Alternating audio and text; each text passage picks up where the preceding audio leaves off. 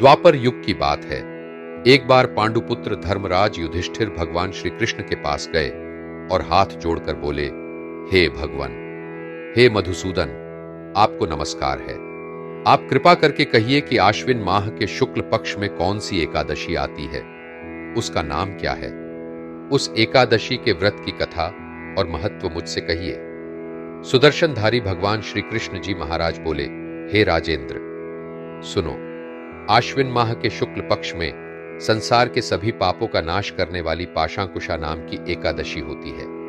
इसका व्रत करने से सभी पाप नष्ट हो जाते हैं तथा व्रत करने वाला अक्षय पुण्य का भागी होता है। धर्मराज युधिष्ठिर हाथ जोड़कर बोले, हे कमलासन, मैं आपसे यह कथा सुनना चाहता हूं। पाशांकुशा एकादशी के देवता कौन है? इस व्रत को करने की क्या विधि है और इससे किस पुण्य की प्राप्ति होती है?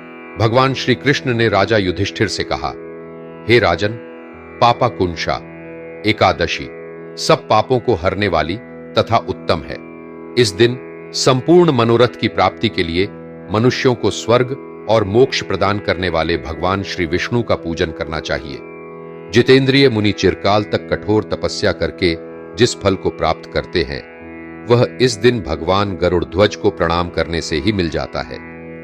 पृथ्वी पर जितने तीर्थ और पवित्र देवालय हैं, उन सबके सेवन का फल भगवान विष्णु के नाम कीर्तन मात्र से ही मनुष्य प्राप्त कर लेता है। जो मनुष्य सर्वव्यापक भगवान जनार्दन की शरण में जाते हैं, उन्हें कभी भी यमलोक की यातना नहीं भोगनी पड़ती है। इस एकादशी के व्रत के प्रभाव से बड़े बड़े पाप भी नष्ट हो जाते हैं। पाशांकुशा एकादशी का व्रत करने वाले मनुष्य के नरक में गए हुए पितरों को भी उत्तम गति प्राप्त होती है और उनका भी उद्धार हो जाता है। जो मनुष्य इस एकादशी के व्रत को करता है, वह मातृपक्ष, पितृपक्ष तथा स्त्री पक्ष की 10 पीढ़ियों को तार लेता है।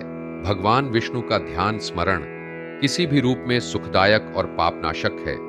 मनुष्य अज्ञान से बहुत से पापों को करके भी पापों को हरने वाले भगवान श्री हरि विष्णु को नमस्कार करके घोर नरक को नहीं जाता है। पृथ्वी पर जितने तीर्थ क्षेत्र और पुण्य स्थान हैं, उन सबको मनुष्य श्री हरि विष्णु के नाम के कीर्तन से ही प्राप्त कर लेता है। जो मनुष्य चक्रधारी जनार्दन भगवान की शरण में जाते हैं, उन मनुष्यों को निश्चय ही यमलोक में नहीं जाना पड़ता है। मनुष्य को हमेशा ही पापों से बचने का दृढ़ संकल्प करना चाहिए, परंतु पापांकुशा एकादशी के दिन प्रभु का स्मरण कीर्तन सभी क्लेशों व पापों का शमन कर देता है।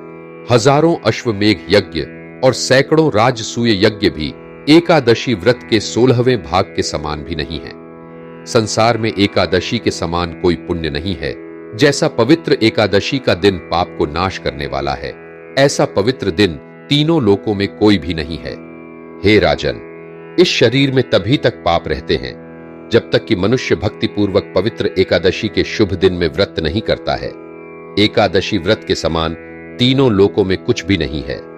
हे राजन, किसी बहाने से भी इस एकादशी का व्रत कर लेने पर यम के दर्शन नहीं होते हैं। यह एकादशी स्वर्ग, मोक्ष, आरोग्यता, सुंदर जीवन साथी और धन धान्य को देने वाली है। जो इस एकादशी के दिन सुवर्ण, तिल, भूमि, गौ, अन्न, जल, जूते और छाते आदि का दान करता है, वह मनुष्य यम को नहीं देखता है। अब मैं तुमसे इस पापांकुशा एकादशी की कथा कहता हूं। तुम ध्यान लगाकर भक्ति पूर्वक सुनो।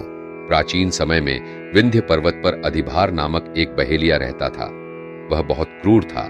उसका सारा जीवन हिंसा, लूटपाट, मद्यपान और गलत संगति इत्यादि पाप कर्मों में बीता था।